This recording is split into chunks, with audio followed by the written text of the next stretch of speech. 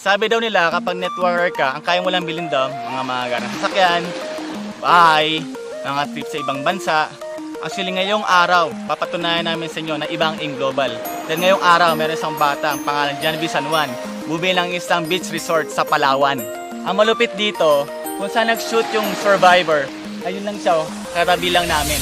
You would not believe your eyes if 10 million fireflies lit up the world as I fell asleep. Nag-start kami sa in global, dito kami nagkakaroon ng seminar, sa garahe lang. Nung tinuloy ko siya, after 9 months, lahat ng hirap ko, lahat ng pagod ko, pinayaran ng in global. Ako yung pinakabata na kaplan ng US, ng libre. At the age of 20, na-hit ko yung first million ko sa in global. After 2 years, nagkaroon din akong 2 sasakyan. Dahil sa in global, nagkaroon na rin ng sariling bahay lupa sa Tagaytay worth 8 million pesos. After 4 years, ngayon, may sarili namin building dito sa Palawan para sa mga nag-in global. Dati-rate, yung magulang ko hindi naging proud sa akin kasi di pa ako graduate, so baksak ang mga grades ko. Dahil sa in global, lahat na bago. Dahil last year, umakyat ako sa stage, ako yung top 6 ng in global. And ako yung nakakuha rin ng pangatlo sa pinamataas na profit sharing. Kasi simula ako sa in global, ito pa yung brochure noon. Pangarap ko lang dati makasama sa mga nagkakotse dito, mga naging milyonaryo. Ginawa ko, pabalik pala lang sa office noon, nakipag-meet sa mga top earners, nakipag-meet sa mga may-ari, kami ng advice, araw-araw, gabi-gabi, yun ang ginagawa namin. Naalala ko yung buhay ko dati. Totoo lang, napakalayo kung compare ngayon. Kasi naging global ako, lahat ng gusto na kuha ko na at the same time, pinamasya dito. Habang ko yung oras ko, kasama pamilya ko, habang kumikita ko.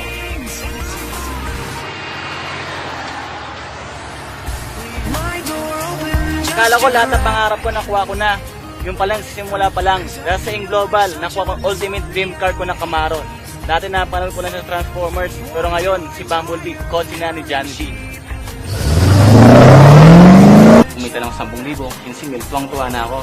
Pero ngayon, na-experience ko sa in global, kumita pa ng almost million. Ano kayong pakiramdam nun? Hindi ko ma-explain. Mas nakiya mo yung pangarap mo kaya sa ibang tao. Kasi kapag ginawa mo yun, for sure, effort na lalabas yun, mas malaki.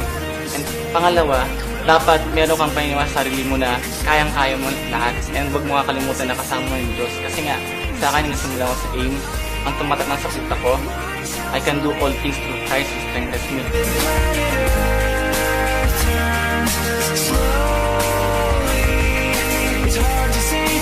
Guys, imagine mo, ito resulta lang ito ng 5 years na non-stop na trabaho ko. Pumunta na iba-ibang lugar, iba-ibang bansa. Pero kung isipin mo, sino ba naman ako para magkaroon ng ganun? Sa akong bata, sa akong undergraduate, first time ako mag-network. Ito lang isipin nyo, kung ako nga nagawa ko, ikaw kaya mo rin. Basta may pangarap ka, trabahoy mo lang sa in global at ibigay sa'yo na rin. Because my dreams are bursting at the seams. At tumulang pawis ko. Tumutulong pawis ko. Pero pwede may cut yun, di ba doon? Oo.